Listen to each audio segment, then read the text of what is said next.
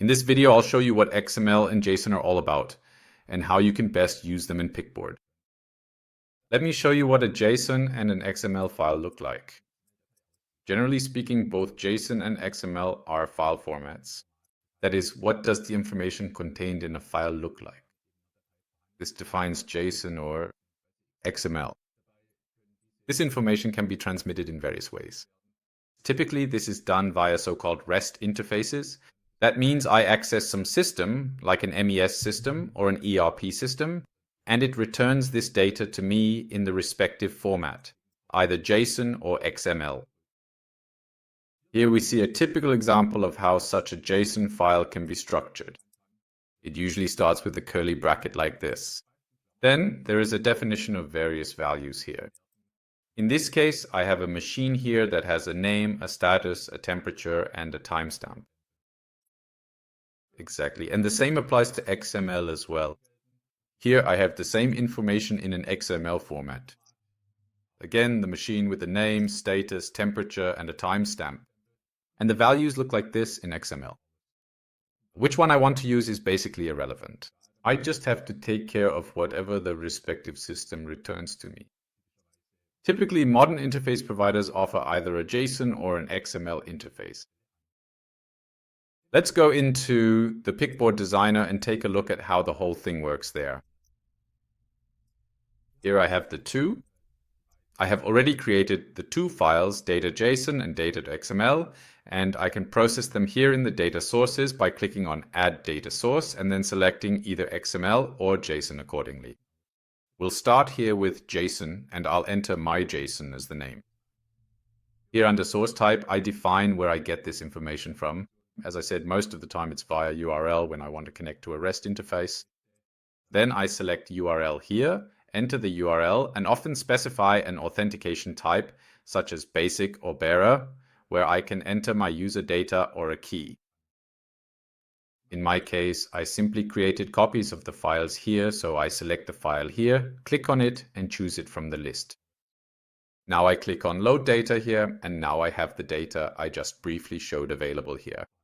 I could also use this path icon down here to dive deeper into my JSON.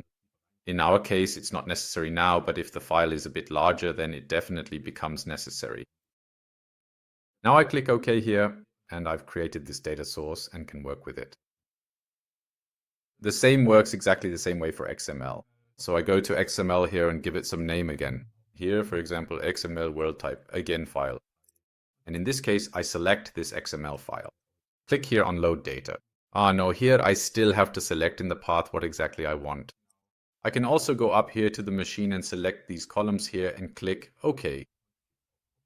And now I have the same data here as I did in my JSON earlier. I click OK and have created the data source. As mentioned, the data comes from different sources, and especially with JSON, it's quite common for it to come via MQTT, for example. In that case, I wouldn't set it up as a JSON data source, but rather set it up via MQTT. If the data comes via MQTT, then I also have the option here to extract this data from MQTT. For this, I can click on Use File Paths here, and then in the file path, if I have a subscription, for example, I can specify the name, such as machine or status. If we look at this again, I get the value directly from it.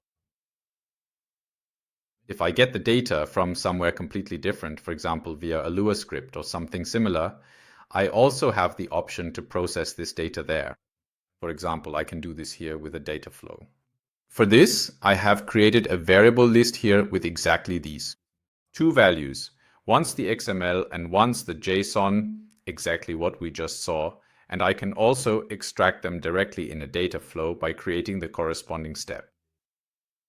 I'll call this my data flow, and now I'll click here to add a new step. Now I have the option to create a table from JSON or create a table from XML, and then extract my value again. To do this, I select the exact cell via the column and row, and here too I can restrict it again using the path. In this case, I selected the wrong one here. We're working with JSON. Then I select the corresponding value here and say, for example, I want to extract the status of my machine from this cell. Then I can also access the value directly like this. Another way I can work with JSON or XML data is through scripting. I can also show that here as well. For example, if I want to retrieve a value via an HTTP request, I can do that directly here and also process it further right away. Then I need to make sure to use the one with a return value, so I can work with the value immediately. And then I can extract this data again. For this, there is an option here for JSON called Get Value from Path. For example, I could enter the value here that I get back from my HTTP request, and then I can enter the path to my element here again, and I have the whole thing available here as a string. Often, of course, I don't just want to read the data, but also want to send it back somewhere. For example, to the HTTP endpoint or via MQTT to my MQTT server. I can also do that here by going to the appropriate place, for example, for HTTP. I can make a post request here and send a value along, or for MQTT, I can publish it via MQTT. If I want to do that, then under text, there is the option to create more text with dynamic placeholders. That makes it easier for me to work with such complex data formats. We can just go back to that for a moment. I'll also take my JSON as an example here and can enter it now. And now I have the option to insert a hashtag, then a square bracket, and then a name at the places where the values are. I'll do this now for the individual fields and then also for the status here, for the temperature, and for the timestamp.